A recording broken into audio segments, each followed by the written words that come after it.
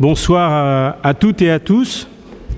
Bienvenue au séminaire Marx au XXIe siècle, en particulier pour les nouveaux qui se sont inscrits pour la première fois cette année. À partir du moment où vous êtes inscrits, vous pourrez venir quand vous voulez, à n'importe quelle séance dans l'année. Donc c'est fait, c'est bien. Et puis pour les autres, si vous n'êtes pas inscrits, venez me voir à la fin, et si ça vous intéresse, et vous serez inscrits pour le séminaire pour cette année et les suivantes.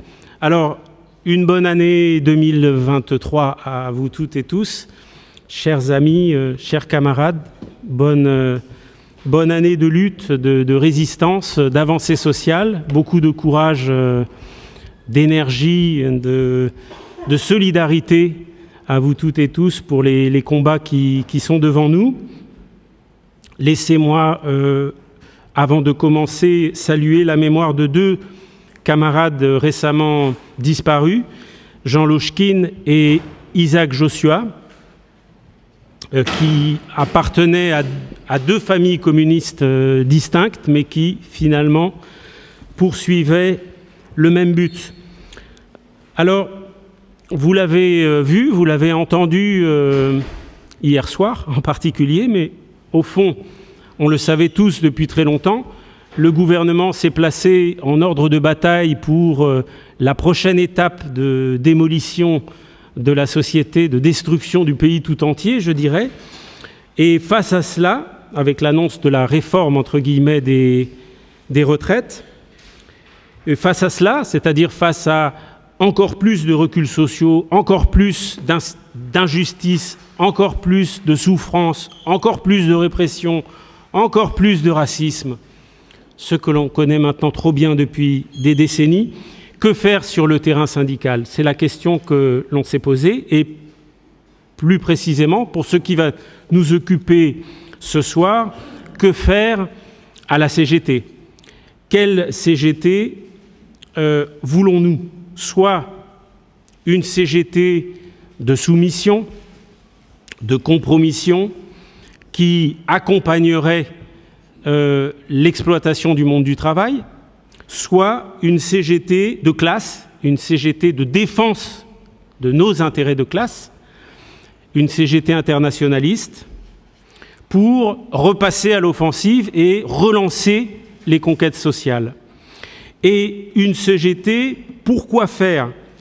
Soit aider à faire perdurer un système capitaliste qui est en crise et qui est en guerre, soit une CGT pour contribuer à transformer la société, pour contribuer à engager l'émancipation des travailleurs. En deux mots, soit muter, soit lutter. Ou on se bouge, ou on y passe. Alors aujourd'hui, c'est le 11 janvier. Dans le calendrier révolutionnaire, ça correspond au 22 Nivose, qui est le jour du sel.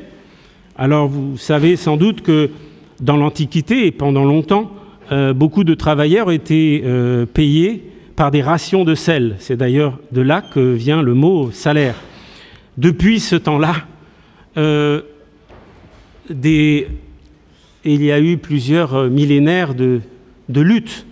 Les travailleurs ont lutté depuis plusieurs millénaires, ont essuyé un nombre incalculable de défaites, mais ont remporté aussi d'immenses victoires.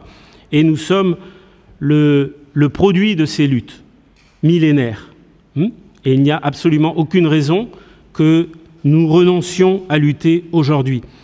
Parce que est arrivé le temps de la clarification des lignes, le temps de la délimitation des projets, mais aussi le temps de la prise de conscience des enjeux qui s'imposent et aussi de nos intérêts communs et surtout, je dirais, la prise de conscience de nos forces qui existent, comme ont pu le montrer l'extraordinaire mouvement de résistance à la destruction du système des retraites que nous avons tous mené jusque tard en 2019, même jusqu'au début de l'année 2020, avant qu'arrive la pandémie, ou, comme ont pu le montrer aussi, les mouvements tout récents dans les raffineries. Alors, pour discuter de tout cela, parce que très nombreux sont ceux qui pensent qu'il existe une alternative à la tendance à la capitulation sociale et à la collaboration de classe qui est, hélas, suivie par un certain nombre de directions successives de la CGT depuis maintenant longtemps. Pour discuter de tout cela, 4 intervenants que je vais vous présenter par ordre de prise de parole, et je vais les présenter très brièvement. Évidemment, ils pourront, à leur guise, compléter comme ils le souhaitent. D'abord, Cédric Liechti, qui est gazier, qui est secrétaire général de CGT Énergie Paris, qui est, s'il me permet, aussi le neveu d'Alban, que beaucoup d'entre vous doivent connaître, Alban Liechti, qui a été surnommé le premier soldat du refus, c'est-à-dire en 1956, il avait refusé de combattre en Algérie et il a fait, je crois, 4 ans de prison pour cela. Cédric est là avec nous, il parlera de ce qu'il voudra, mais je pense surtout des luttes actuelles. Ensuite, Stéphane Sirot prendra la relève. Stéphane est historien, spécialiste du syndicalisme et des conflits sociaux. Il est l'auteur de nombreux livres très importants, mais aussi d'une brochure toute récente sur la CGT qui a déjà beaucoup circulé. Je pense que vous êtes nombreux à l'avoir eu entre les mains. Stéphane inscrira le débat dans une perspective historique. Ensuite viendra Michel Gruzel, qui est chercheur CNRS, qui est chimiste, qui est le fondateur de l'Union des syndicats de chercheurs et assimilés, USCA-CGT, et qui est aussi militant du syndicat des travailleurs de la recherche scientifique CGT à Jussieu. Il parlera de différentes choses, mais aussi de la perspective du congrès qui vient, fin mars. Et finalement, Jean-Pierre Page prendra la parole. Beaucoup d'entre vous, évidemment, le connaissent. Jean-Pierre est ancien secrétaire général de l'UD du Val-de-Marne, ancien membre de la commission exécutive confédérale et ancien responsable du département international de la CGT. Il synthétisera les débats et ouvrira sur la dimension internationale, qui est aussi importante. Voilà, je ne mobilise pas la parole plus longtemps. Je veux vraiment les remercier tous les 4, vivement, chaleureusement, pour leur présence aujourd'hui, comme je veux aussi vous remercier toutes et tous d'être venus très nombreux aujourd'hui, je dirais même exceptionnellement nombreux, et ça fait chaud au cœur. Vous êtes évidemment les bienvenus au séminaire. Il est toujours ouvert à vous et à vos connaissances. Et je veux vous remercier par avance pour le débat auquel vous participerez dans la deuxième partie de la séance. Pour l'instant, la parole est aux 4 invités, 15 minutes chacun, pas plus ou pas beaucoup plus, de manière à ce qu'il y ait l'ouverture du débat par la suite avec la salle. D'accord ? Cédric, à toi. Et il faut que tu prennes ce micro. Ok. Donc déjà, bonjour à toutes et à tous. Merci de m'accueillir à la Sorbonne. Ça fait toujours plaisir en tant qu'ouvrier de se retrouver dans une des plus prestigieuses universités de France. Voilà. Donc moi, effectivement, je vais essayer de vous expliquer un petit peu les luttes, enfin en tout cas, qui sont actuellement en cours ou qui ont eu lieu très récemment ou dans les dernières années au niveau plus précisément de l'énergie, et essayer de les articuler dans la thématique du jour, à savoir de quelle CGT on a besoin. Donc déjà, avant de commencer vraiment dans le vif du sujet, moi je souhaiterais rappeler, et Rémi l'a dit dans son introduction, que dans les statuts de la CGT, il y a la vocation aussi de la double besogne, c'est de répondre aux revendications quotidiennes des travailleuses et des travailleurs en France, mais également la volonté impérieuse de transformation de la société. Et donc, on se doit, au regard de nos statuts et de notre charte, la charte d'Amiens, d'articuler cette double besogne dans nos luttes et d'essayer d'effectivement de la faire vivre. Donc, par rapport à ça, je vais parler effectivement, nous, de ce qui se passe un peu dans l'énergie, sur les luttes, la forme des luttes et qu'est-ce qui est porté dans les luttes. Alors, moi, j'ai 47 ans. Pourquoi je vous donne mon âge? Parce que je fais partie d'une génération, pour l'instant, qui n'a pas connu, à l'échelle nationale, hein, j'entends, de conquête sociale. On a connu des victoires syndicales, c'est-à-dire en 1995, le retrait du plan Juppé. On a connu par exemple le retrait du CPE en 2006, je crois. On a connu des victoires, effectivement, pour le coup, des avancées au niveau local ou dans nos secteurs. Mais d'un point de vue interprofessionnel, moi, je n'ai pas connu une nouvelle semaine de congés payés. J'ai pas connu, voilà. Et on est une génération, alors moi, à 47 ans, mais les jeunes qui arrivent derrière moi, c'est encore pire.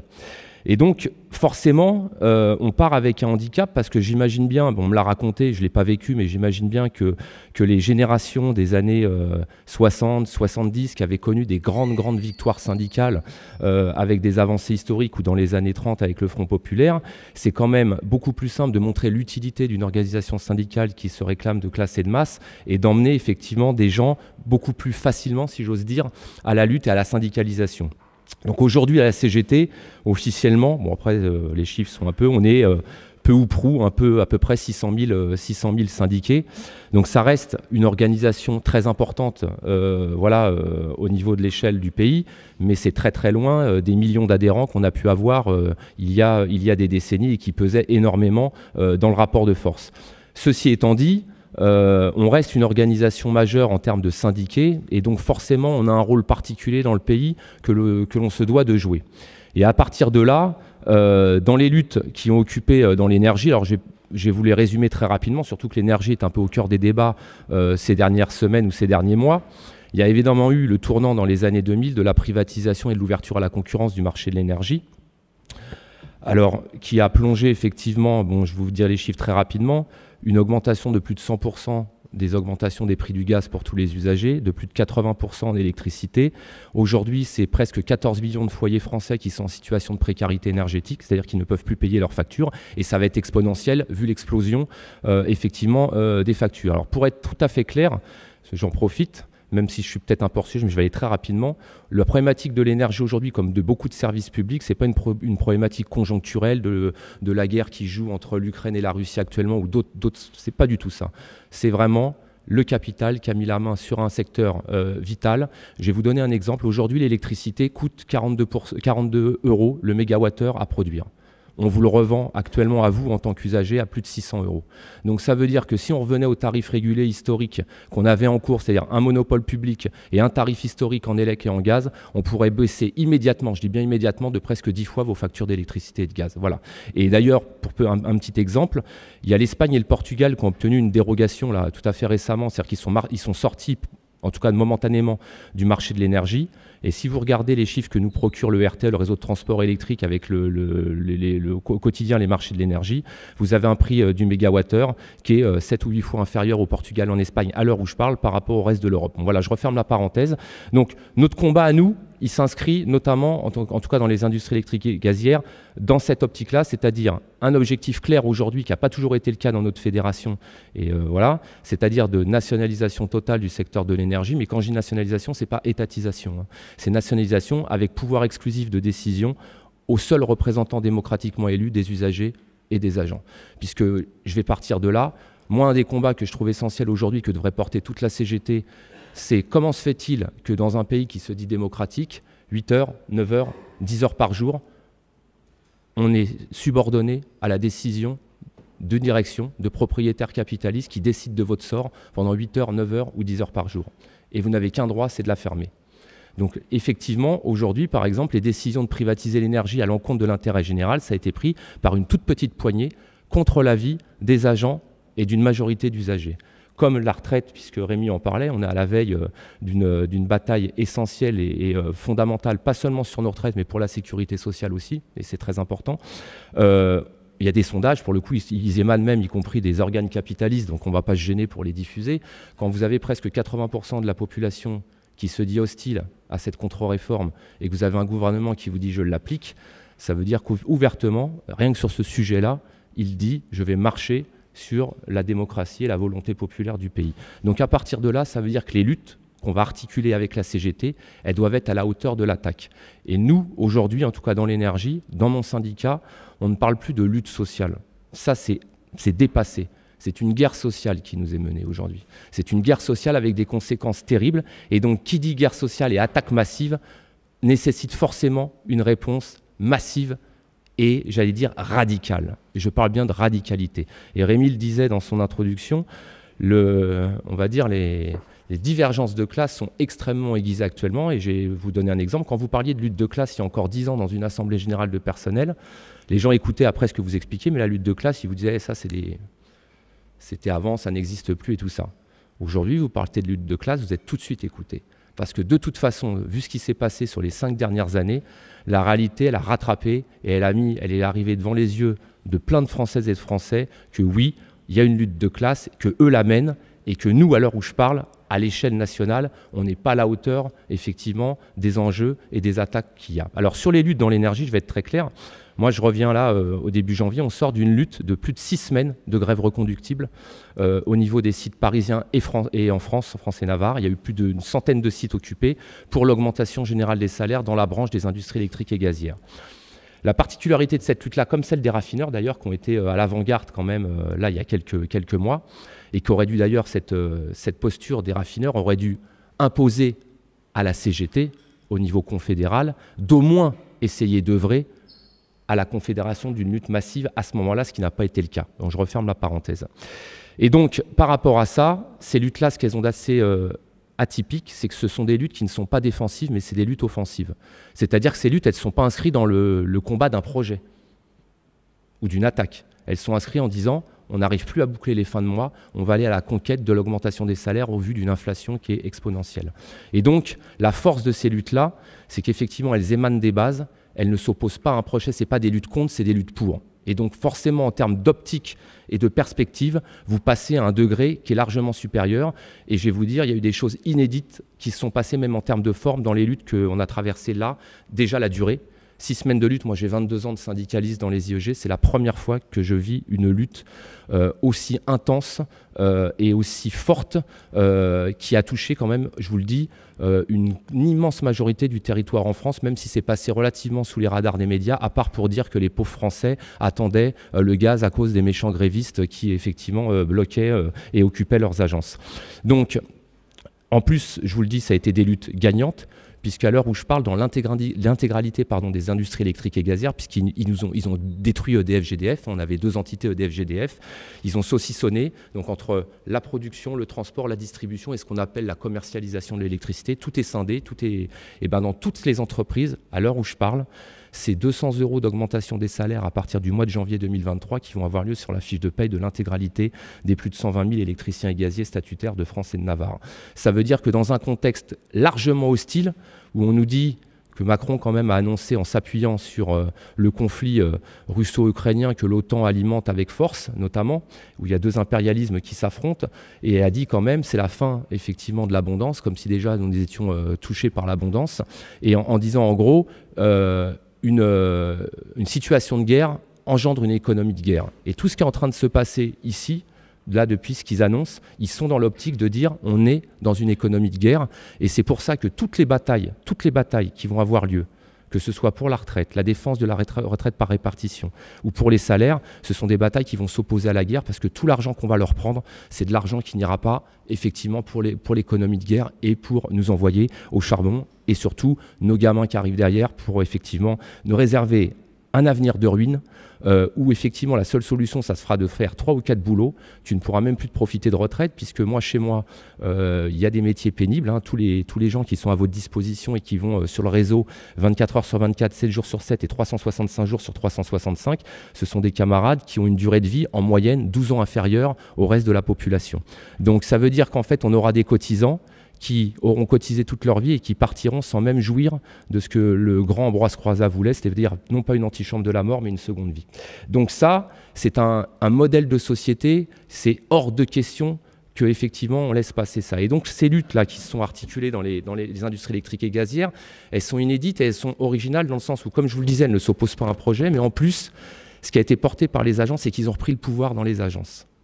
ils ont repris le pouvoir dans les agences. C'est-à-dire que pendant 6 semaines, c'est eux qui ont décidé de ce qu'ils faisaient, qui ont organisé le travail, ce qu'on appelle l'autogestion ouvrière, et ça, les directions ne le supportent pas. C'est-à-dire qu'aujourd'hui, il y a toute une partie de la jeune génération qui n'a même pas connu EDF-GDF, qui sont rentrés dans des boîtes privatisées, ou en tout cas avec le capital ouvert dans un marché concurrentiel, qui disent « on ne veut plus de vous en face, vous êtes illégitime, ce que vous faites, c'est de la merde, c'est des conneries, et ça va contre l'intérêt général des agents et des usagers, donc on va s'organiser ». Et c'est pour ça que d'ailleurs qu'il y a une répression qui est extrêmement forte dans l'énergie. Je ne sais pas si vous avez suivi ces derniers mois, on a 4 camarades du RTE qui ont été déférés aux cellules antiterroristes, qui ont fait plus de 4 jours de garde à vue, donc traités à la DGSE de Levallois, alors que c'était des copains qui étaient du nord de la France, pour avoir simplement, sur ce qu'on appelle nous des postes électriques, ils n'ont même pas coupé, ils ont juste repris la commande du poste. C'est-à-dire que symboliquement, il ne s'est rien passé pour les usagers, mais le message qu'ils ont envoyé, c'est de dire c'est plus le patron qui a le réseau en main, c'est les ouvriers qui ont le réseau en main. Et juste pour ce geste-là, les 4 copains sont licenciés aujourd'hui, ils viennent perdre leur boulot, et ont fait 4 jours de garde à vue et vont passer au tribunal en février et risquent jusqu'à 15 ans de prison ferme pour ce geste-là, juste avoir repris le contrôle d'un poste électrique, enfin de 4 postes électriques, parce que ça, c'est insupportable pour eux. C'est-à-dire que dire qu'il y ait une corporation ou un endroit, des ouvriers qui peuvent montrer l'exemple en disant « vous n'êtes plus légitime à diriger nos entreprises, on va reprendre le contrôle, y compris de l'outil de travail, y compris carrément la distribution, en tout cas la maîtrise des outils de production », ça leur est insupportable et donc la réponse est extrêmement violente. Et donc là, encore une fois, il faut bien comprendre que cet axe-là, la CGT est la seule à la mener. La seule à la mener. Les bases CGT sont les seules à les mener. Et donc par rapport à ça, je vais juste faire un petit lien avec quelle CGT dont on a besoin. On a besoin d'une CGT qui en tout cas se donne les moyens d'œuvrer à confédérer partout les luttes où elles existent et à essayer de les rendre interprofessionnelles puisqu'on est tous touchés, on est tous usagers d'un autre service public ou même d'autres services non publics, et y compris passer à des cahiers revendicatifs offensifs. Offensifs. C'est-à-dire que dans le cadre des retraites, je vais donner un exemple. Moi, je vais peut-être choquer, je suis contre le maintien des régimes spéciaux. Je suis dans un régime spécial. Je ne veux pas maintenir mon régime spécial. Je veux que mon régime spécial il devienne général. Et il faut arrêter de se défendre. On attend les attaques en face. On sait qu'ils vont nous mordre. On sait qu'ils vont nous attaquer. Et on attend qu'ils nous attaquent pour réagir. Mettons en place, là, dans le cadre de la lutte, avec la CGT, un contre-projet en expliquant pourquoi c'est finançable. Pourquoi si aujourd'hui toutes les femmes de France et de Navarre avec niveau de qualification égal avaient les mêmes salaires, c'est 6 milliards supplémentaires qui rentrent dans les caisses. Si on arrête effectivement le CICE, c'est 40 milliards supplémentaires. Si on arrête l'évasion fiscale, c'est 100 milliards supplémentaires. Ça veut dire qu'on peut financer des retraites beaucoup plus ambitieuses, partir encore beaucoup plus tôt pour l'intégralité de la population. Et si nous on ne le porte pas, si la CGT ne le porte pas, personne ne le fera à notre place. Personne. Et il ne faut pas avoir honte ou se dire « oh non, c'est trop ». Non, non. Quand nous, on a porté la revendication des 200 €, ça fait 1 an et demi qu'on la porte. Je vous assure, il y a 1 an et demi, les directions nous ont dit droit dans les yeux « jamais vous n'aurez ça ». Vous êtes des rêveurs, vous êtes des utopistes, jamais vous n'aurez ça. Je peux vous dire, quand les 200 € ils sont tombés grâce à la lutte, à des luttes massives en fin d'année, on a été les revoir, on a écrit et on a dit « voilà ». Quand les ouvriers, quand la classe ouvrière, elle se mobilise, elle se fédère et elle va sur des luttes offensives et des luttes dures, parce qu'effectivement, on n'arrivera pas à retirer cette contre-réforme et à aller à un projet d'élargissement des régimes les plus protecteurs à l'intégralité de la population, simplement avec des manifs saute-moutons et des grévettes tous les 3 semaines. C'est pas vrai, ça se passe pas comme ça. Alors entre le dire et le faire, il y a un monde.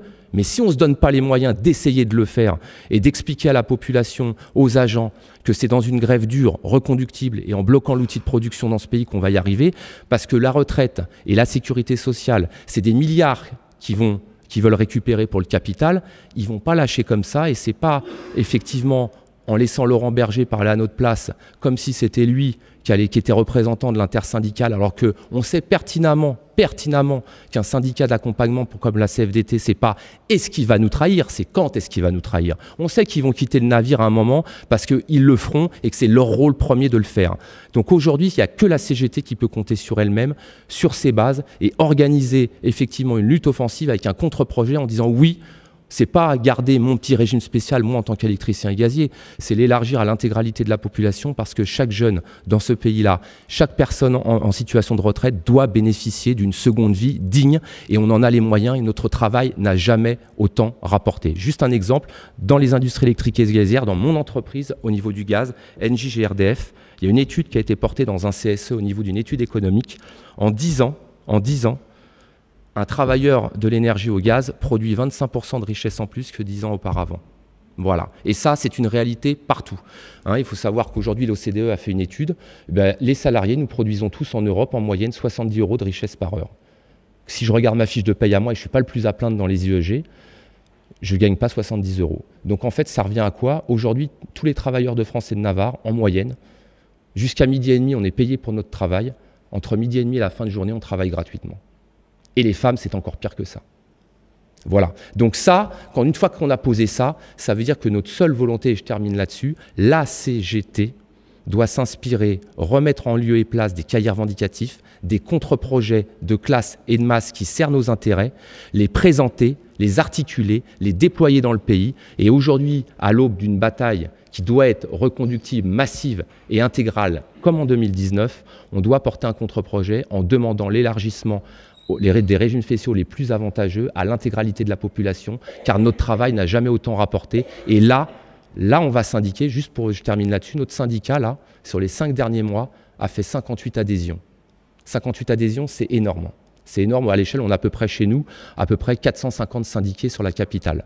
58 syndicalisations sur 450, je vous laisse faire le chiffre. La lutte rend intelligent, la lutte, effectivement, aiguise la conscience de classe et la lutte emmène effectivement à la bataille. Et là, ce qu'on a fait, nous, dans nos industries électriques et gazières, c'est qu'on a porté effectivement la lutte et la dignité pour des mois et les tauliers, jamais ils vont nous regarder de la même manière. Et donc, on doit élargir, il n'y a pas que chez nous, mais on doit élargir ces luttes-là, effectivement, et cette offensive de notre classe sociale, effectivement, à une bataille comme les retraites. Et le devoir de la Confédération CGT, à l'aube de son 53e congrès confédéral, c'est de tout faire en œuvre pour effectivement porter un contre-projet et articuler une lutte qui va amener à la grève générale et au blocage de l'outil de production capitaliste dans le pays. Voilà, je vous remercie.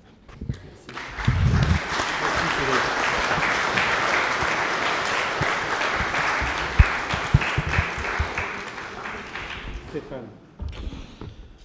Alors c'est à moi, donc je serai moins revendicatif que Cédric, puisqu'on m'a demandé de retracer un peu l'arrière-plan de l'évolution de la CGT, ce que je vais faire en un quart d'heure pour résumer 120 ou 130 ans d'histoire. Alors, avant de commencer, je tiens quand même à préciser que si on est là ce soir, c'est parce qu'on est tous attachés à cette organisation, en dépit des critiques qu'on va pouvoir lui adresser ou formuler ce soir, pour un tas de raisons, en raison de ses antécédents historiques, en raison de la forme de syndicalisme qu'elle propose, ou qu'elle a longtemps proposé, en raison des forces qu'elle conserve, du maillage territorial qui est le sien, qui est quand même sans équivalent aujourd'hui quand on la compare à la fois aux organisations syndicales et politiques, et puis parce qu'elle demeure, à mon sens en tout cas, la principale force de progrès à partir de laquelle il me semble possible de mener la nécessaire contre-offensive contre l'ordre dominant. Alors, je vais revenir pour résumer ce qui me semble être l'évolution de la CGT sur ce que j'ai appelé les 4 âges du syndicalisme dans un des ouvrages auquel faisait référence Rémi. Alors, ces 4 âges, si je veux résumer, je vais aller très vite, qui concernent le syndicalisme en général, mais la CGT en particulier, compte tenu de la culture originelle et de l'antériorité qui sont les siennes, je pourrais résumer ce parcours-là en fait d'une phrase, s'agissant de la CGT et du syndicalisme en général. Ce processus en 4 âges, c'est un processus qui l'amène et qui mène le syndicalisme, mais en l'occurrence, puisque c'est la CGT qui nous intéresse, d'une construction identitaire forgée sur une manière de s'envisager et d'agir en tant que contre-société, à une conception légaliste, métamorphosant le contre-pouvoir syndical en corps intermédiaire. Un contre-pouvoir et un corps intermédiaire, ce n'est pas la même chose. Un contre-pouvoir s'oppose, peut proposer un projet, peut proposer une autre société. Un corps intermédiaire, c'est une interface entre le pouvoir et la société, et qui est là pour jouer ce rôle d'interface, ce rôle d'intermédiaire, et plus particulièrement amortir les éventuels chocs sociaux. Et c'est d'ailleurs pas pour rien que les corps intermédiaires existaient d'ailleurs, y compris à l'époque de la monarchie absolue. Louis XIV en avait des corps intermédiaires. Emmanuel Macron, que j'approcherai plus de Louis XVI, en a aussi. Alors, pour revenir sur mes 4 âges, il y en a un premier sur lequel je ne reviendrai pas, qui pour moi va de la Révolution française jusqu'à la loi de 1884 qui légalise les syndicats et qui fait de ceci, cette période-là, un moment où le syndicalisme est en quelque sorte ce que j'ai appelé un fait coupable, qui va progressivement être toléré. Mais ce qui commence à m'intéresser davantage, c'est la deuxième période que je fais aller de la fin du XIXe siècle à la Seconde Guerre mondiale. Et cette période-là, c'est une période à l'intérieur de laquelle, précisément, se construit le socle de ce que j'appellerais une culture cégétiste. Ce qui fait que, petite parenthèse, j'en profite pour insister sur la chose suivante. De mon point de vue, dans un panorama qui est le nôtre aujourd'hui, c'est-à-dire 8 organisations syndicales d'ampleur nationale, avec des taux de syndicalisation qui renvoient à des chiffres qui sont ceux du début du XXe siècle. En réalité, cette fragmentation, elle n'a aucun sens. Il n'y a que 2 propositions de syndicalisme historiquement en France. Il y a une proposition qui est celle fondée sur la culture CGT, sur laquelle je reviens brièvement, mais que vous connaissez pour l'essentiel, j'imagine, et une autre qui est celui de culture chrétienne, c'est-à-dire celui qu'incarne aujourd'hui la CFDT. Sachant par ailleurs que ce n'est qu'en 2014 que la CFDT a retiré de ses statuts la référence à l'humanisme chrétien. Mais quand vous relisez les statuts de la CFDT, tout ça est très imprégné de cette culture-là. Et d'ailleurs, le compromis, certains diraient la compromission, que charrie ce syndicalisme, c'est vous m'avez mis une gifle, je tends l'autre joue. On est un peu dans cette perspective-là, ce qui me permet d'ailleurs de rappeler que se qualifier de syndicalisme de transformation sociale est très insuffisant, pour une raison toute simple, qui est que dans ses statuts, la CFDT, vous pourrez les relire, dit ceci: la CFDT est d'un syndicalisme de transformation sociale. Il me semble qu'il y a une nécessité qui consisterait à ajouter peut-être un adjectif qui permettrait de différencier la transformation sociale que veut la CGT de celle que veut la CFDT. Le mot révolutionnaire, pourquoi pas? Après tout, Macron l'a bien utilisé quand il a publié son fameux ouvrage. Alors, cette culture cégétiste qui se construit donc dans cette deuxième période que j'évoquais, je la résume, elle est assise donc sur le syndicalisme révolutionnaire, ce que certains ont appelé aussi le syndicalisme d'action directe, qui lui-même repose sur l'idée d'autonomie ouvrière. Ça veut dire quoi concrètement? Ça veut dire une action syndicale qui s'oriente et qui se construit à partir du rapport de force, à partir de la pratique gréviste, qui assume la transgression. Ça, c'est une dimension culturellement très forte de la CGT. La loi, on s'en sert si elle nous est utile, on la transgresse si elle nous opprime. C'est tout simple. Et tout ça est allé d'ailleurs dans des congrès CGT jusqu'à discuter autour du fait, après la loi de 1884, est-ce qu'il faut que les syndicats se mettent en conformité avec la loi, puisque théoriquement, ils devaient aller déposer leurs statuts, les noms de leurs adhérents, enfin de leurs dirigeants, etc. Certains syndicats, 20 ans après, ne l'avaient toujours pas fait. Et il y a un gros débat au congrès de Bourges de la CGT en 1904 où il y a un syndicat de la Seine à l'époque qui demande l'exclusion des syndicats qui ne se sont pas mis en conformité avec la loi. Et là, Victor Griffel, le secrétaire général de l'époque, monte à la tribune en disant « Mais de quoi on parle? On est la CGT. » Ce qui veut dire que si un syndicat estime qu'il doit se mettre en conformité avec la loi parce que c'est plus efficace, grand bien lui fasse. S'il estime que ça lui est plus efficace de transgresser la loi, grand bien lui fasse. Cette culture-là, c'est une culture, par ailleurs, vous imaginez bien, qui, à travers l'histoire, a été à la matrice, j'allais dire, des grandes conquêtes sociales. J'ai du mal à imaginer des ouvriers en 1936 obtenir 2 semaines de congés payés s'ils respectent stricto sensu le droit de propriété. Or, les occupations, c'est une transgression de ce droit. Voilà, et on pourrait démultiplier les exemples. Et le tout le tout saupoudré d'un projet politique. Le tout saupoudré de l'idée que faire du syndicalisme, c'est aussi, et peut-être même surtout, faire de la politique. J'insiste là-dessus parce que ça fait partie des grands éléments tendanciels qui permettent d'expliquer l'évolution récente de la CGT. Mais faire de la politique est conçu pas seulement d'ailleurs comme étant l'idée selon laquelle on formule un projet de société alternative. Alors oui, ça permet de s'envisager comme contre-société, mais, disent les syndicalistes révolutionnaires de l'époque, et c'est ça qui est intéressant aussi dans leurs écrits, on le fait pourquoi? Parce que si on ne le fait pas, si on n'a pas d'horizon à proposer, si on n'a pas de projet politique à proposer pour l'avenir, une fois qu'on se sera débarrassé du capitalisme, on se retrouvera intégré aux enjeux de l'ordre dominant. Voilà, on se trouvera d'une manière ou d'une autre enserré dans les circonstances, enserré dans la conjoncture, enserré dans des logiques qui ne devraient pas être les nôtres. Et on se retrouvera happé par les institutions. Et dans leur idée, dans leur texte, il y a cette idée-là. On conçoit un projet politique utopique, terme à assumer, on conçoit un projet politique utopique parce que c'est ce qui va nous aider à résister à cette tentation permanente à laquelle on est confronté et à laquelle nous soumet l'ordre dominant, c'est-à-dire s'identifier à ses intérêts, faire de nous un corps intermédiaire. Et ça, ils en sont conscients dès l'époque. Et ils en sont d'autant plus conscients qu'en effet, quand vous regardez les discours, par exemple, qui ont donné lieu à la loi de 1884, c'est formidable. Je vous conseille de les relire. J'ai écrit un livre là-dessus dans lequel je cite pas mal d'extraits de ces discours, où l'idée qui est développée par les républicains de l'époque, les Jules Ferry et autres, c'est, voilà, on va légaliser les syndicats. Pourquoi? Parce que vous allez voir, si on se débrouille bien, ils vont nous permettre d'asseoir notre pouvoir. Ils vont nous protéger. Pour une raison très simple, c'est que les institutions ont toujours la conscience de ce qu'elles sont en réalité, c'est-à-dire rien d'autre que des tigres de papier.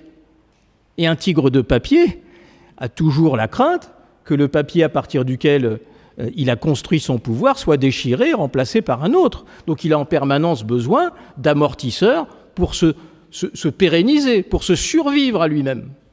Et ça a toujours été, depuis cette loi de 1884 jusqu'à la loi Larcher, ça a toujours été la logique du pouvoir. Faire des organisations syndicales des amortisseurs sociaux. Comme dit Rosan Vallon, avec qui je ne partage pas forcément les mêmes idées, faire d'eux des béquilles du social. Voilà. Et donc la CGT se construit pour lutter contre cela, sachant et comprenant que la seule manière d'émanciper le monde du travail, c'est précisément de se défaire de ces carcans et de ces contraintes. Il y a une période qui, pour moi, est la troisième grande période du syndicalisme, et la deuxième pour la CGT, qui va de l'après-guerre au tournant des années 70-80, qui est celle que j'appelle l'institutionnalisation d'un contre-pouvoir intégré. C'est-à-dire un moment où la CGT devient un instrument de régulation conflictuelle des rapports sociaux. Ce qui veut dire que, désormais, elle concède le projet politique à un parti, avec lequel elle est associée, si je puis dire. Cela étant, elle demeure un contre-pouvoir, et sa pratique quotidienne reste le rapport de force. Alors certes, les choses évoluent, la régulation conflictuelle peut être vue aussi comme une manière d'amortir les chocs sociaux par l'espèce de droit d'alerte qu'elle produit, mais la CGT demeure tout de même une organisation, comme on disait à l'époque, de classe et de masse, et une organisation qui, même si elle ne le porte plus de manière autonome, conçoit toujours l'idée de la nécessité d'un projet politique de rupture. À partir des années 80, commence ce que j'ai appelé dans mon livre « L'âge de la cogestion » ou la consécration du syndicalisme de régulation et d'accompagnement, qui correspond à ce que j'ai appelé les recentrages du syndicalisme. Alors, la notion de recentrage du syndicalisme, elle est traditionnellement appliquée à l'évolution de la CFDT, hein, qui serait passée de l'autogestion à la gestion, en quelque sorte, hein, qui a oublié l'auto entre-temps.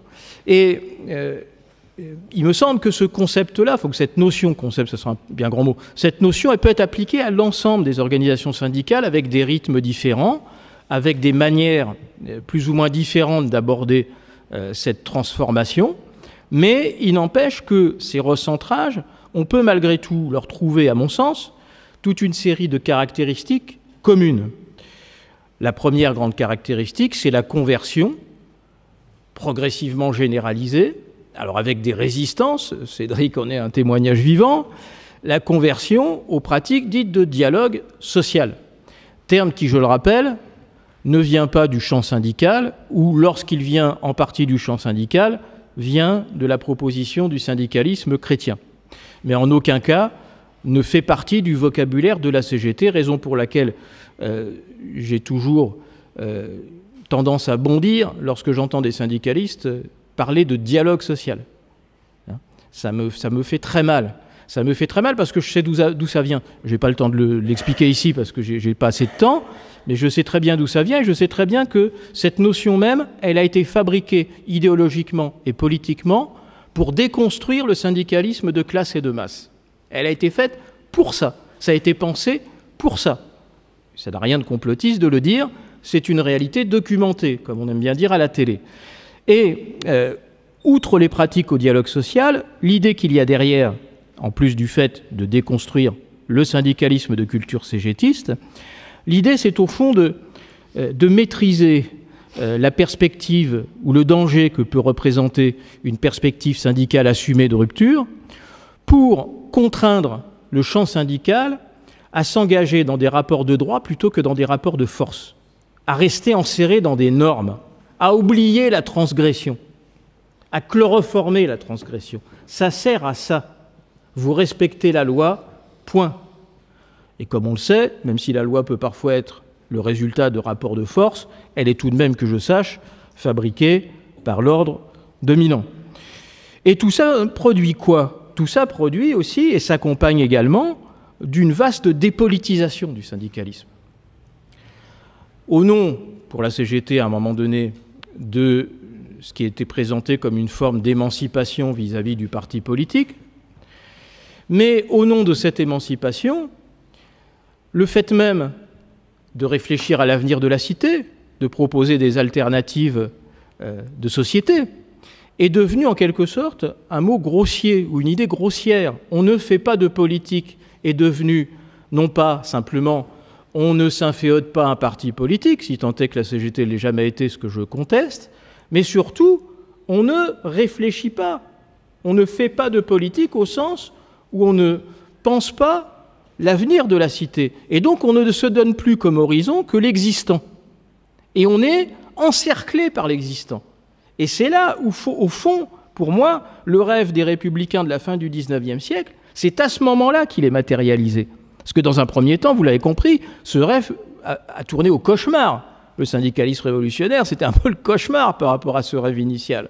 Et là, les Larcher et autres, s'ils avaient relu leur père, auraient pu s'apercevoir que finalement, c'est bien eux, aidés par la social-démocratie, qui sont parvenus à matérialiser ce grand rêve de domestication du syndicalisme. Ce qui a produit aussi, par ailleurs, un effet contre-productif sur les mouvements sociaux, particulièrement ceux d'ampleur nationale.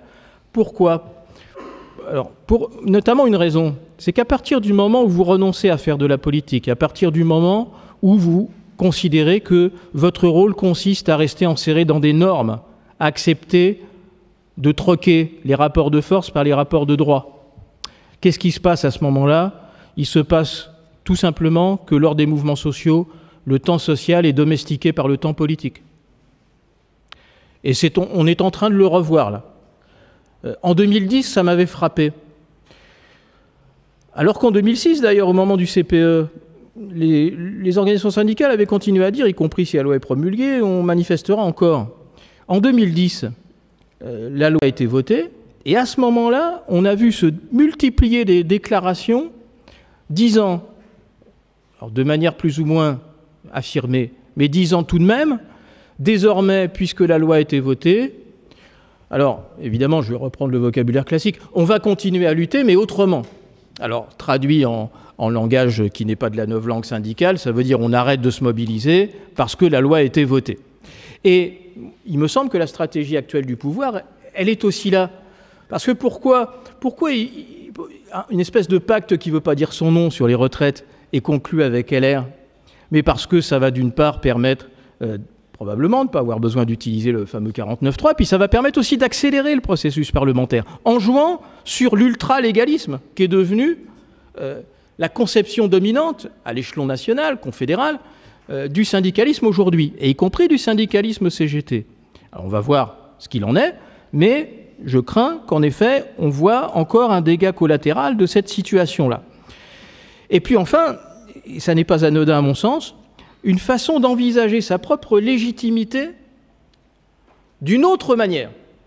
C'est-à-dire, pour qualifier les choses, et envisager sa propre légitimité par des processus électoraux plutôt que par le biais d'une légitimité que j'appellerais organique. Le syndicalisme CGT, de culture CGT, a toujours considéré que sa légitimité, il la tirait de la pratique gréviste, des assemblées générales, des mobilisations, et certainement pas des élections, quelles qu'elles soient. C'est en 2008 que s'est renversée la perspective. Pour la première fois dans notre histoire, en 2008, le syndicalisme dominant a acté le fait que les processus électoraux devenaient le mode de légitimation du syndicalisme. Donc un syndicalisme qui devient au fond un syndicalisme légal, mais peut-être moins un syndicalisme légitime.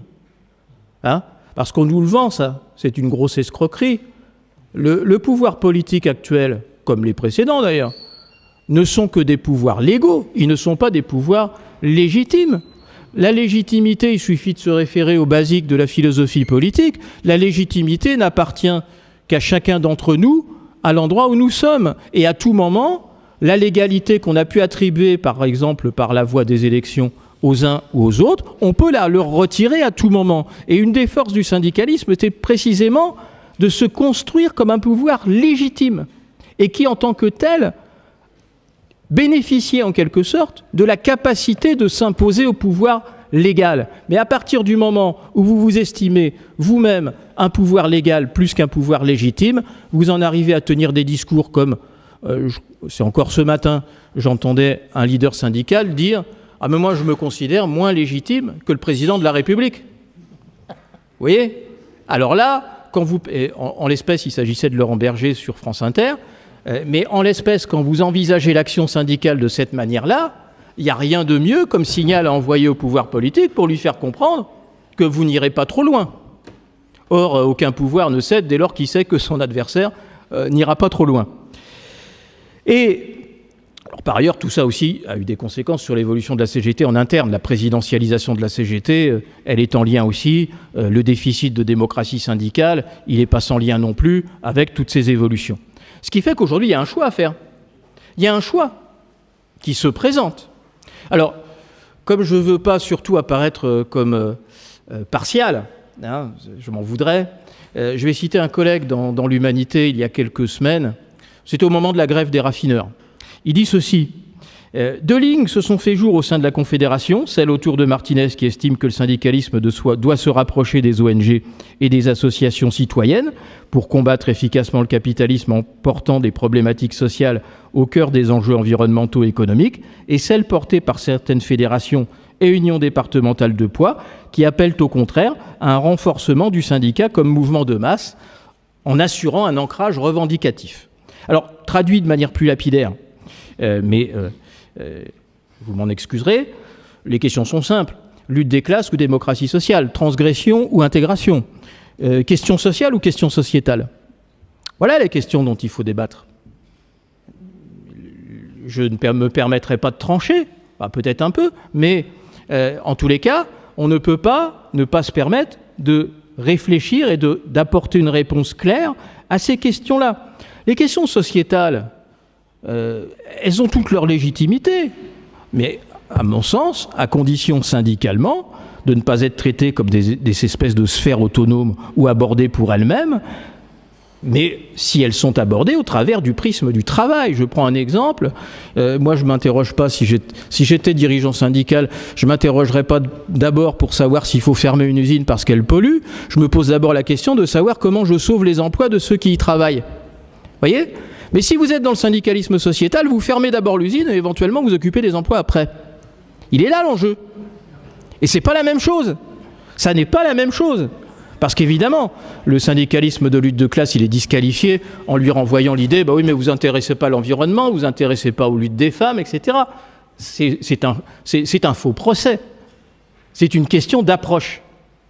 Et cette question d'approche, elle est déterminée par la manière dont on pense le syndicalisme, dont on conceptualise le syndicalisme. Par ailleurs, je sais que je suis trop long, mais je vais bientôt m'arrêter.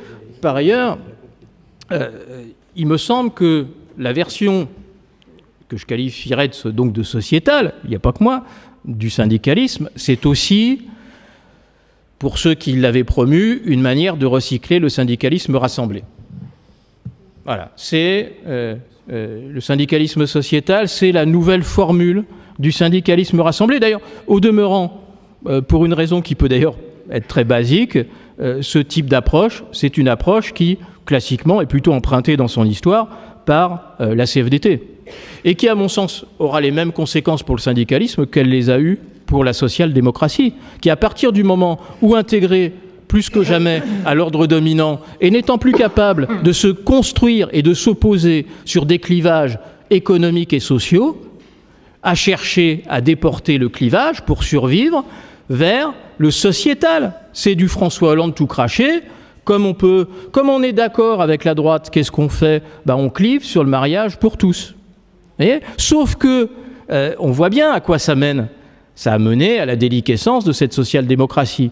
Et pour moi, l'évolution du syndicalisme, si elle va dans ce sens-là, le risque est qu'il devienne un syndicalisme résiduel, parce qu'il n'entrera pas en résonance avec les classes sociales, avec les catégories populaires, avec la classe ouvrière, qui existe encore, que je sache. Bon.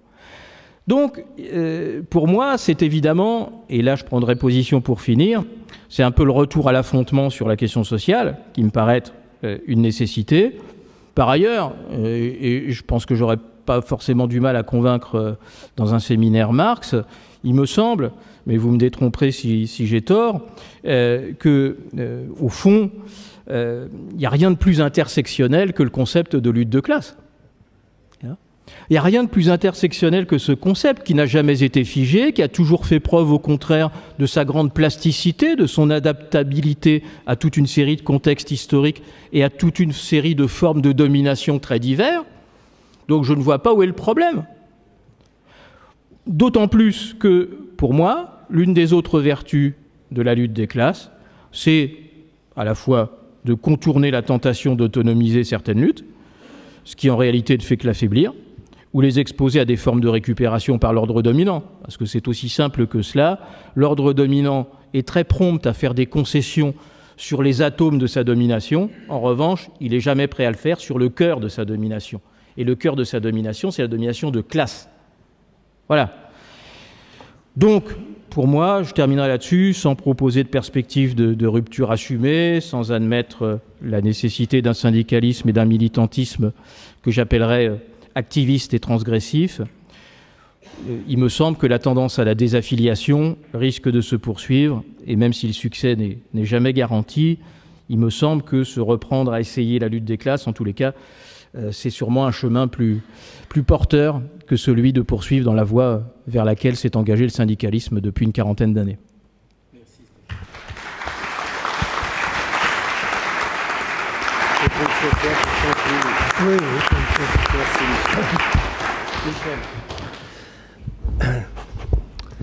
Oui, le titre de la conférence lui-même aujourd'hui nous plonge directement dans la préparation du 53e congrès de la Confédération, dont je tiens à rappeler qu'il s'agit du congrès de ces syndicats. Et ça, c'est important. Mais avant d'aborder le sujet du congrès lui-même, il convient de faire un détour sur ce qu'est la CGT aujourd'hui, dans une France profondément intégrée dans la mondialisation capitaliste et donc dans le système impérialiste qui en est la forme moderne et qui conduit à des transformations profondes dans le salariat sur fond de désindustrialisation et d'augmentation des fonctions sociales assurant la rotation du capital et tout particulièrement dans les secteurs financiers et les services au sens large. Cette situation d'ailleurs nous vaut, à mon avis, un faux débat sur la disparition de la classe ouvrière, porteuse des transformations révolutionnaires de la société. À ce sujet, je veux rappeler que si l'on s'en tient à la vision marxiste des choses, celle du prolétariat comme classe exploitée, c'est-à-dire de tous ceux qui n'ont que leur force de travail à vendre, ce dernier, le prolétariat, s'est plutôt élargi, aussi bien au plan national que mondial.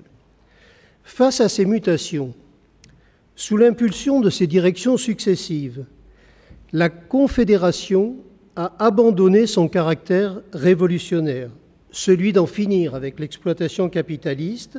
Elle l'a fait dans les mots avec les modifications statutaires adoptées au 46e congrès de Strasbourg, qui renoncent à l'exigence de la socialisation des moyens de production, mais surtout dans les faits à travers de la stratégie du syndicalisme rassemblé.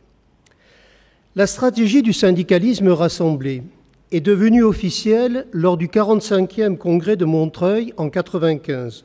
Rappelons qu'à cette période, à cet automne, il fut marqué par d'importants mouvements de lutte contre la réforme des retraites, la CFDT se retirant du mouvement et soutenant finalement la réforme Juppé.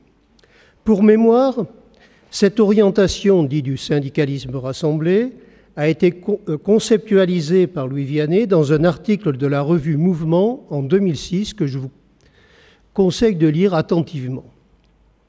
Congrès après congrès, cette orientation de fond a conduit la CGT à renoncer à son caractère de classe et de masse, et c'est du bout des lèvres qu'elle affirme aujourd'hui la nécessité de mettre fin à l'exploitation capitaliste et à la division en classes antagoniques. La disparition des pays socialistes, et en premier lieu de l'URSS, a considérablement modifié le rapport des forces à l'échelle internationale. Aujourd'hui, le capitalisme, dans sa forme impérialiste moderne, domine le monde et nous en mesurons tous les jours les conséquences pour les peuples. La question posée devient alors, est-ce que le capitalisme est la fin de l'histoire? Si oui, il ne resterait plus donc qu'à l'humaniser. On ne serait plus dans l'affrontement de classes, il n'y aurait plus de syndicalisme de classe et de syndicalisme réformiste, il y aurait le syndicalisme dans son ensemble et le patronat. L'orientation de classe ne serait plus pertinente.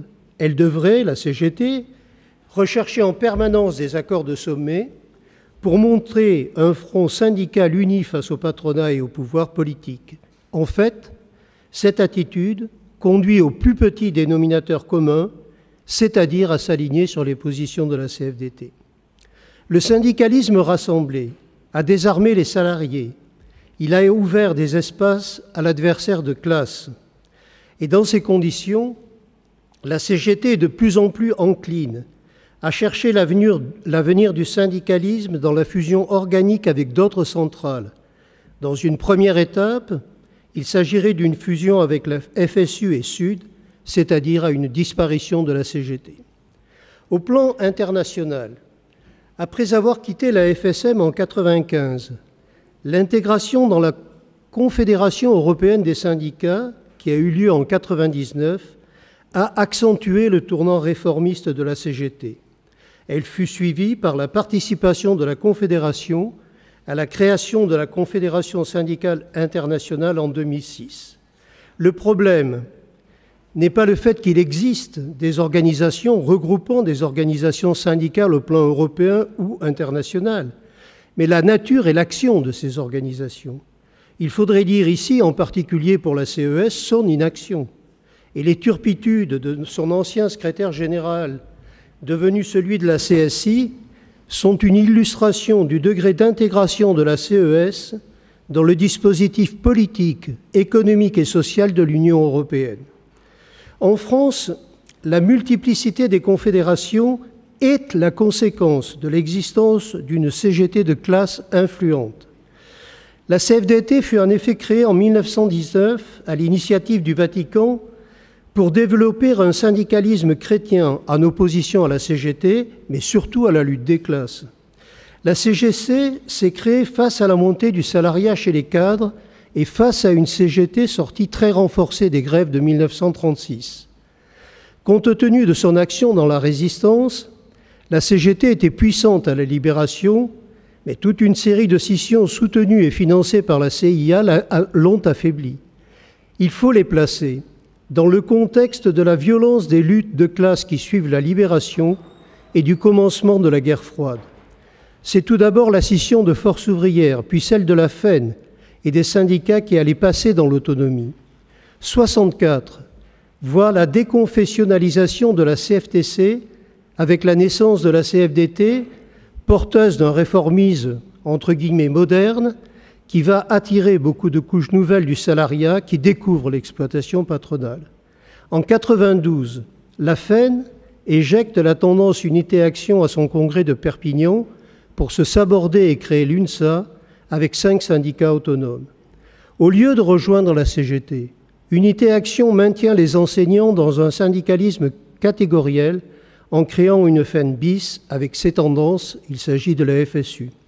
Enfin, il reste solidaire, né en 1998, de l'association de syndicats autonomes, dont certains ont depuis d'ailleurs rejoint l'UNSA, et de syndicats sud, dont plusieurs avaient quitté la CFDT. Pour les réformistes, les intérêts du salariat ne sont pas fondamentalement antagoniques de ceux du patronat, alors que les luttes actuelles sur les salaires, cœur de l'affrontement de classe, montrent le contraire. L'ensemble de ces organisations syndicales réformistes, malgré leurs différences et leurs divergences, ont un point commun. Elles se définissent toutes comme réformistes. Il ne s'agit pas de lutter contre la classe capitaliste, mais d'obtenir de cette classe les miettes qui ne mettent en danger ni son pouvoir ni ses profits. Pour les réformistes, les intérêts du salariat ne sont pas fondamentalement antagoniques de ceux du patronat. Des aménagements sont donc possibles.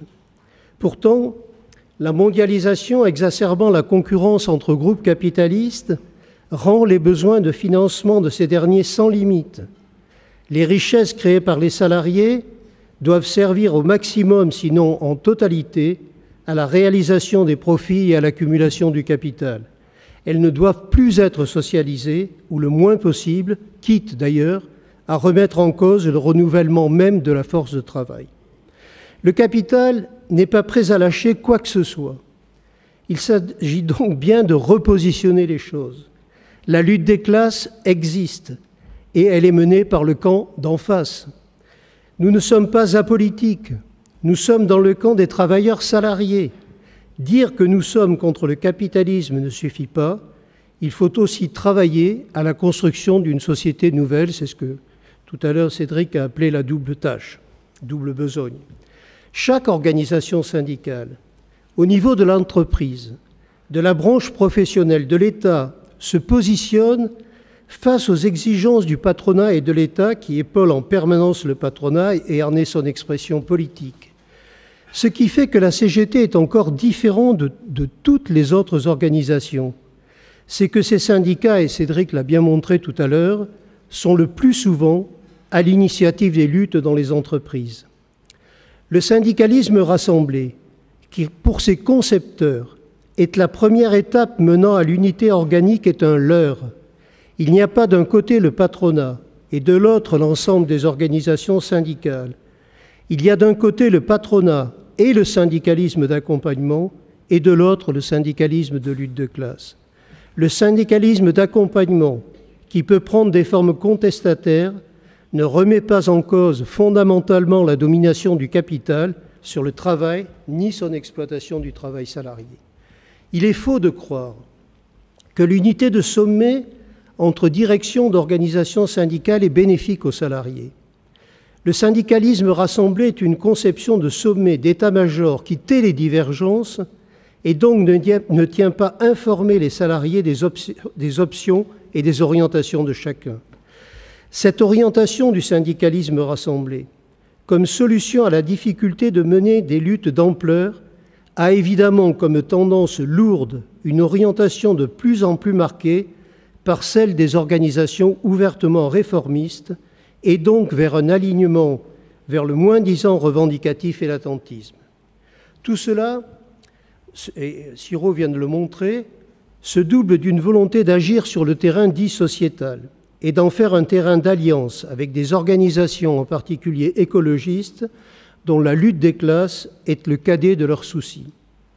Quand, comme Greenpeace par exemple, elles ne sont pas franchement hostiles au développement même des activités productives. C'est tout particulièrement vrai dans le domaine énergétique, où cette organisation appuie par exemple la sortie du nucléaire civil, et il faut le remarquer sans dire un mot sur le nucléaire militaire. Comment se prépare donc le 53e congrès de la CGT? C'est dans ce contexte, qui est aussi celui d'une montée des luttes de classe pour l'emploi, les salaires et les conditions de travail, que se prépare le congrès de la CGT.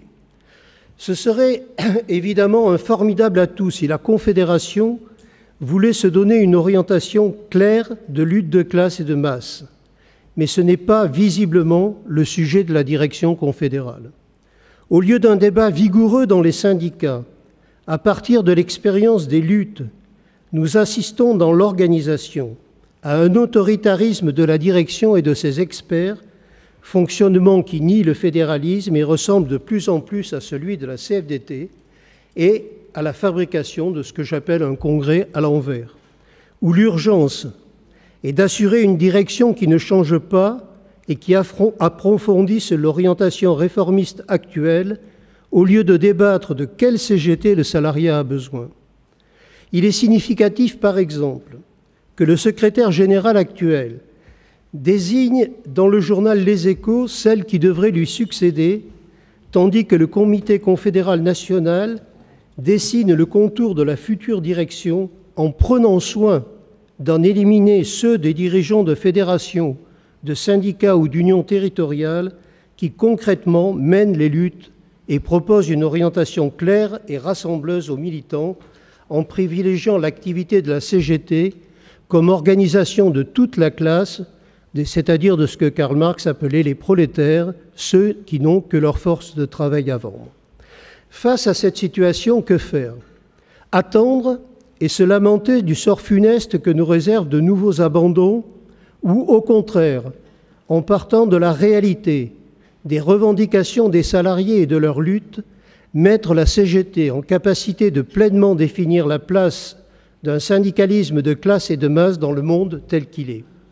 Vous comprendrez que pour ma part, avec beaucoup d'autres, j'ai choisi la deuxième option. Alors comment mener cette bataille pour une orientation résolument de lutte de la CGT pour les revendications des salariés?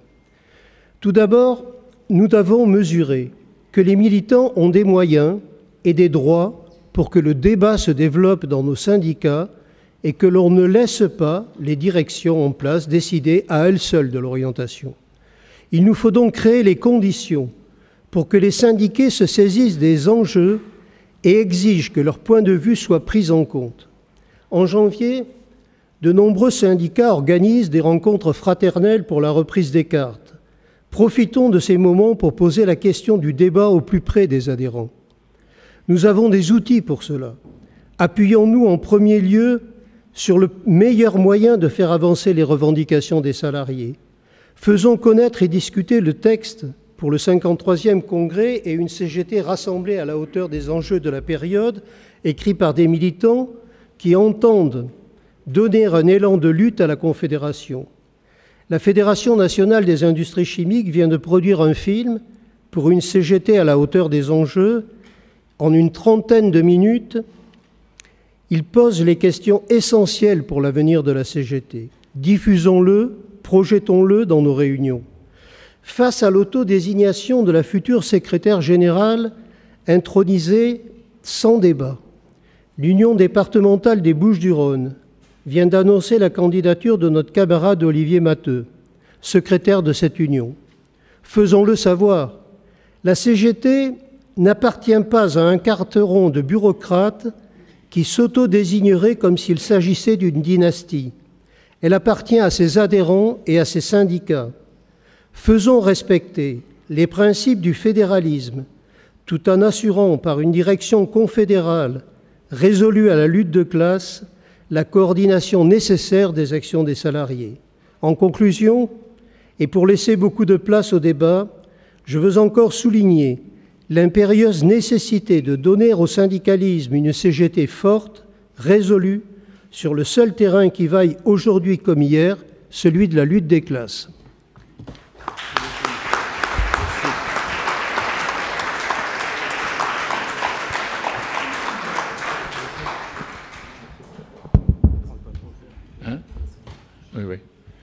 D'abord, bonsoir, et puis merci pour l'invitation.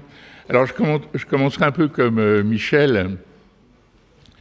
Le thème de ce séminaire, c'est une CGT, pourquoi faire? Alors déjà, le seul fait de se poser cette question souligne, à mon avis, qu'il y a effectivement problème, quelque part, et qu'il faut qu'on en parle, parce que il faut bien qu'on trouve une réponse. Alors, je sais bien qu'on ne trouvera pas la réponse ce soir, mais c'est une invitation véritablement à réfléchir comment empêcher l'effacement progressif. Je crois que ce qui a été dit précédemment le montre, l'effacement progressif de ce qui est la CGT et d'une façon plus générale de ce qui est le mouvement syndical de lutte de classe dans notre pays. Je crois que c'est ça l'enjeu. Alors, moi je partirais d'une chose. D'abord, il y a une crise profonde du syndicalisme, pas seulement chez nous, mais d'une façon plus générale, à l'échelle européenne et bien sûr internationale, principalement d'ailleurs dans les pays développés. Alors, hier, on a annoncé une journée d'action pour le 19 janvier. Évidemment, c'est une décision dont on peut se féliciter, mais on peut aussi tout de suite ajouter que l'accouchement a été très très long, c'est le moins qu'on puisse dire. Parce que le problème de la réforme, de la dite réforme des retraites, il est posé depuis déjà un certain temps, depuis quelques mois, pour ne pas dire plus. Et sur ce terrain-là, les syndicats n'ont pas particulièrement brillé par leur esprit d'initiative en termes de lutte, en termes d'action. Et il y a une question supplémentaire qui se pose également après l'annonce de cette décision d'action, c'est ce que sera la suite. Parce qu'il faut bien se poser la question de la suite, parce que c'est évident que le 19 janvier au soir, faut travailler et il faut assurer le succès de cette journée de grève et de manifestation, mais il en faudra certainement beaucoup d'autres, compte tenu de ce qui est la détermination du pouvoir en ce domaine. Et donc là-dessus, moi je retiens ce qu'a dit tout à l'heure, j'espère que tout le monde a fait attention à ce qu'a dit Stéphane, après la déclaration de Berger. C'est-à-dire qu'ils sont déjà, avant même le 19 janvier, ils sont déjà dans une logique d'atterrissage. Vous voyez? Bon, voilà. Alors, ça renvoie effectivement à la CGT elle-même, c'est-à-dire sa capacité, non pas à dépendre de concertation, de discussions qui font traîner toute réaction, toute résistance. Mais ça renvoie à la capacité de la CGT à être elle-même indépendante, autonome, capable de faire des propositions d'action, mais pas seulement de faire les propositions, mais de passer à l'acte. Voilà. Donc, je pense que ça exige, comme l'on dit, une volonté politique. Et cette volonté politique, elle apparaît, comme on l'a vu à travers les différents arguments des camarades qui m'ont précédé, cette volonté politique, elle apparaît défaillante. Et c'est là qu'on a un problème, et c'est, je crois, un sentiment qui est très largement partagé, qui fait que cet attentisme, cette absence de volonté politique suffisante, conduit beaucoup de militants, pour certains au découragement, et pour d'autres, dire tout simplement, on ne peut pas continuer comme ça. On ne peut pas continuer comme ça. On a besoin réellement de corriger l'orientation dans laquelle on est englué depuis des années, que l'on appelle le syndicalisme rassemblé, mais d'une façon beaucoup plus importante, est finalement un ralliement ou une adaptation continue et progressive de la CGT à une vision du syndicalisme qui est une vision en rupture avec les idées mêmes, les fondamentaux, les principes, les valeurs qui ont été celles de ceux qui ont créé la CGT, et notamment à travers une orientation dont on parle souvent, mais dont on ne tire pas, à mon avis, suffisamment toutes les leçons qui sont parfaitement valables et actuelles aujourd'hui. Ce sont celles, les idées qu'on retrouve dans la charte d'Amiens. Alors la seconde chose que je voudrais dire, c'est qu'il y a une relation étroite entre l'enjeu de la situation et le défi du congrès de la CGT. Je dis ça parce que il y a une perte de contact en quelque sorte avec le réel dans notre mouvement syndical CGT. C'est-à-dire, on a une situation extrêmement dégradée du point de vue social et qui s'aggrave lourdement jour après jour. Et il y a une partie très importante, je dirais même massive, de la population salariée et de celle évidemment qui n'a pas l'avantage d'avoir un travail, dont les conditions se posent aujourd'hui en termes de survie. On est passé d'une société de pauvres sans emploi à une société de pauvres avec emploi. C'est-à-dire des millions de gens qui aujourd'hui sont en état de survie sociale tout en ayant une activité professionnelle.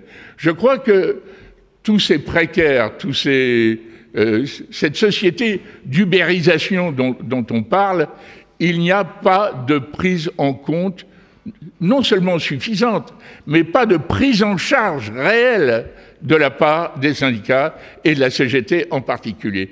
Et c'est arrivé à un point tel que les syndicats, et la CGT y compris, sont perçus par beaucoup comme des organisations syndicales de gens déjà protégés, des gens ayant un statut.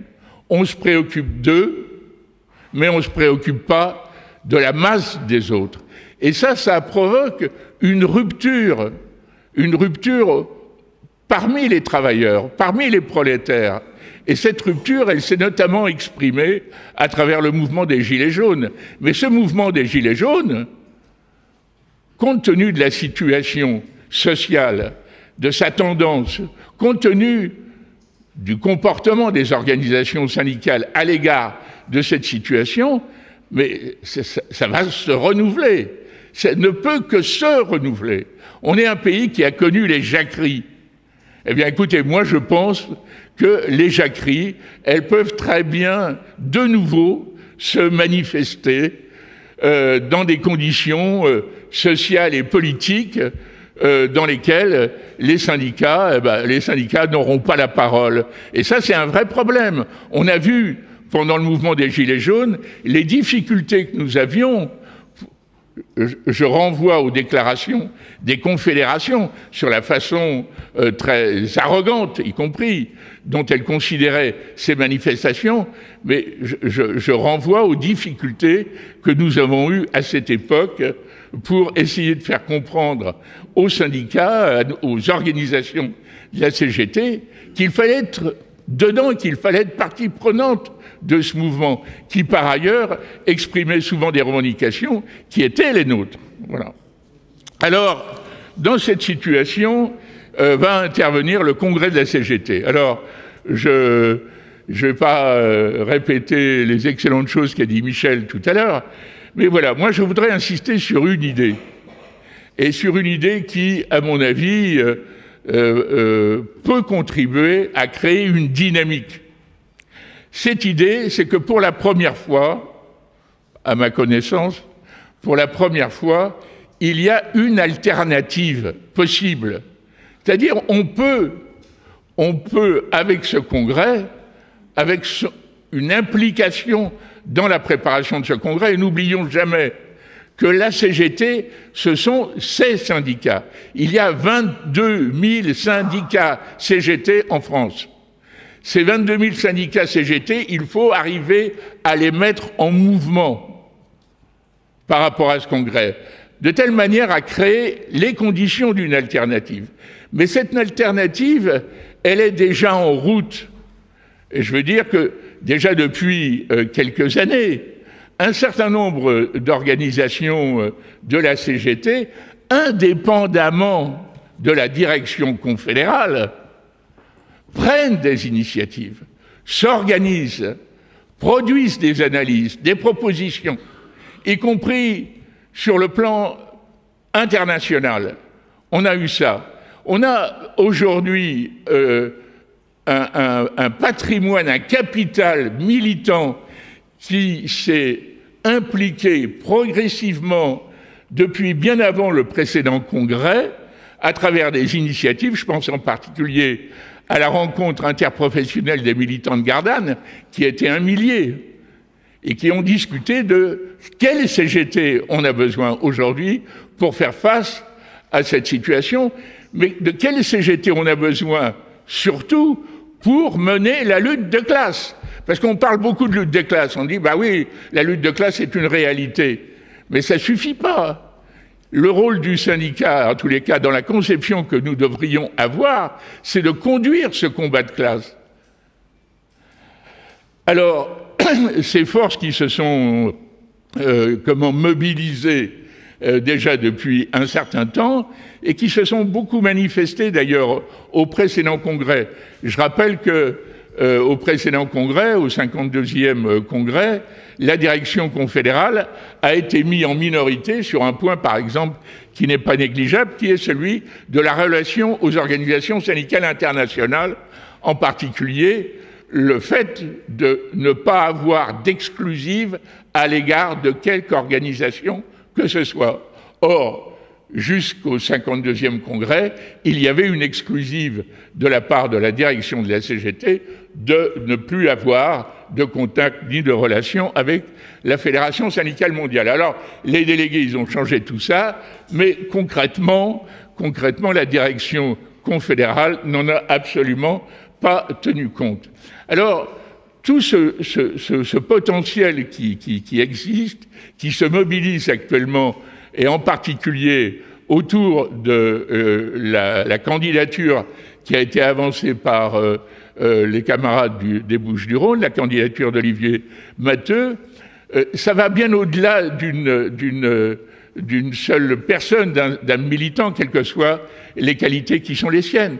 Ça va bien au-delà parce que c'est porteur d'une volonté des syndicats d'assumer leurs responsabilités dans la situation telle qu'elle est, indépendamment des décisions, des orientations que peut prendre la direction confédérale. Alors, dans ce contexte, j'en viens aux questions internationales, parce qu'on m'a demandé de vous parler de ça. Alors, sur le contexte international tel qu'il est caractérisé par un aiguisement des contradictions à l'échelle mondiale, par une lutte de classe à l'échelle mondiale qui est à la fois porteur de risques et aussi porteur d'opportunités, comment le mouvement syndical se retrouve là-dedans? Alors je dirais que sur les questions internationales, le sujet a toujours été un point de débat, de division. Il y a toujours eu en quelque sorte deux courants dans le mouvement syndical autour de ces questions, se cristallisant autour de ces questions, un courant que j'appellerais révolutionnaire et un courant réformiste. Alors, la CGT, comme vous le savez, elle en a été d'ailleurs fondatrice, et non seulement fondatrice, mais elle y a assumé des responsabilités importantes. Pendant de nombreuses années, la CGT a été à l'origine de la Fédération syndicale mondiale. Et après la chute après la destruction, devrait-on dire plutôt, de l'Union soviétique, cette situation a provoqué des bouleversements importants dans le mouvement syndical international et la Fédération syndicale mondiale s'est affaiblie et, à contrario, la Confédération internationale des syndicats libres qui regroupait les syndicats, les confédérations, en particulier des pays occidentaux, notamment européens et d'Amérique du Nord, cette confédération s'est à ce moment-là renforcée et certains y ont vu en quelque sorte une nouvelle fois la répétition de la fin de l'histoire. Seulement, lorsque la CGT a pris la décision de quitter la FSM, je dois dire qu'elle l'a fait non pour adhérer à la CES, comme des fois beaucoup de camarades le pensent, mais elle l'a fait à la suite justement de ce que Stéphane et Michel ont expliqué tout à l'heure, c'est-à-dire un long processus de révision de ces conceptions, et en particulier sur le plan européen. C'est-à-dire que la CGT a évolué d'une position extrêmement critique à l'égard de l'Union européenne, de la construction européenne, à une position favorable, en même temps qu'elle modifiait, qu'elle révisait ses conceptions plus générales. On a parlé tout à l'heure, en particulier de la suppression, de la socialisation des moyens de production et d'échange. C'est-à-dire sur deux choses très importantes aux yeux des confédérations syndicales réformistes, c'est-à-dire l'évolution des principes de la CGT et l'évolution des positions de la CGT sur l'Europe. Cette évolution a été telle que le mouvement syndical en Europe et la CFDT en France ont considéré que les conditions étaient réunies pour l'adhésion de la CGT à la CES. Alors, cette adhésion à la CGT à la CES et précédemment son départ de la FSM, qui l'avait conduit à faire le choix d'une politique de non-affiliation sur le plan international, cette situation a créé une rupture en quelque sorte avec les orientations internationalistes qui étaient celles de la CGT depuis sa fondation. Et on a assisté à partir de 1999, puis avec l'affiliation à la Confédération syndicale internationale, à un ralliement, à un alliement complet de la CGT, y compris en tenant compte des évolutions de ses conceptions syndicales, syndicalisme rassemblé, dialogue social, etc., qui se sont traduits par des positionnements au niveau européen, en accord avec non seulement les autres confédérations, mais il faut ajouter, y compris avec les institutions européennes, dont la CES est un des éléments, en quelque sorte, est extrêmement dépendante. Vous savez que 75% du budget de la CES dépend de l'Union européenne, du financement de l'Union européenne. Eh bien, on a vu ainsi donc la CGT développer aux côtés de la CES et des autres confédérations le dialogue social européen avec le patronat et avec les institutions, et même au-delà, y compris, et ce n'est pas étranger aux positions qui sont prises par la CGT dans une perspective de recomposition avec des organisations non gouvernementales. Alors, cette évolution de la CGT l'a conduit, évidemment, naturellement, à épouser totalement les positions du syndicalisme réformiste en Europe et évidemment au niveau international. Et par exemple, si on prend des questions d'actualité comme la guerre en Ukraine, on ne sera pas du tout étonné de voir que la CGT, qui a complètement abandonné son combat pour la paix, se manifeste principalement à travers, évidemment, une hostilité déclarée à la Russie, mais qui s'accompagne d'un soutien explicite à la politique qui est celle du gouvernement et de l'Union européenne dans le cadre de l'application des sanctions et du surarmement de l'Ukraine. Et c'est pas du tout étonnant dans ces conditions de constater que la CGT entretient avec le syndicalisme ukrainien des relations avec une organisation dont le principal dirigeant est un dirigeant du groupe Azov. Voilà. Hein. Donc je peux donner les noms, il s'appelle Mikhail Bouanets. Voilà.